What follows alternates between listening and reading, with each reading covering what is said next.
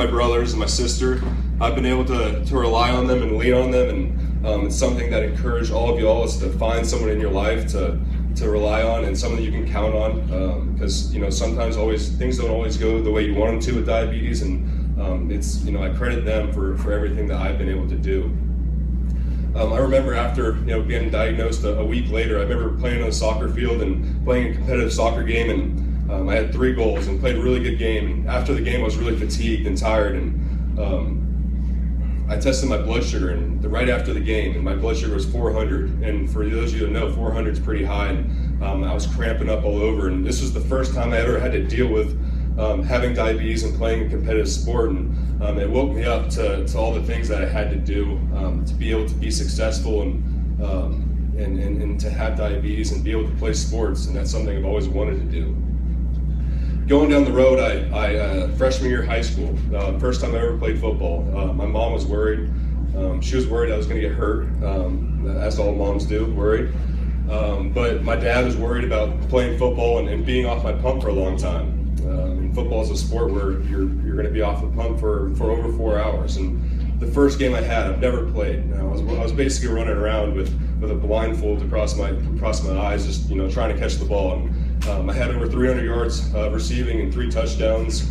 And after the game, again, I had that same feeling just like that soccer game. I was fatigued, and I was cramping up. I remember sitting on the bus, and my whole body starts cramping. I'm screaming out for help, just screaming at my teammates to help me out. And and that was from diabetes and having high blood sugar and being depleted. And my whole freshman year was basically a learning experience for me, just like the soccer game was as a wake-up call. And I've been able to manage my diabetes through these learning experiences.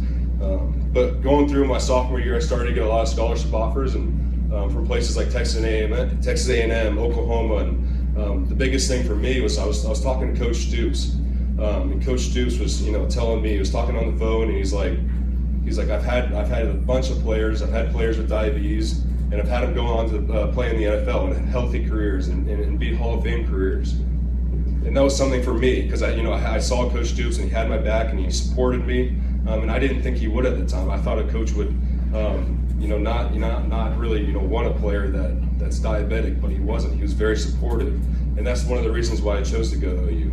And right before I go to OU, and I've always been a huge Oklahoma fan, and I called Coach up, and I'm like, Coach Stoops, I'm a huge fan. I even have a dog named Boomer, and he told me, hey Mark, everybody in the state of Oklahoma has a dog named Boomer.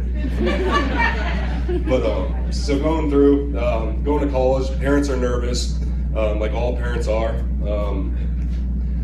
It was a new learning experience going to college, being alone, playing football, and having to do it. I had a lot of rough times, but I was able to get a routine down, and that's the biggest thing, is getting a routine. But I've always lived by one thing, and that one thing is not letting this disease define who I am. It's a part of who I am, but it doesn't define me. I've never let anybody say that I can't do something. So what I'm going to challenge each one of y'all to do today is follow your dreams. Don't let this disease, not let you go and achieve the things that you guys want to achieve. Don't let anybody say that you guys can't do something. You all can do it.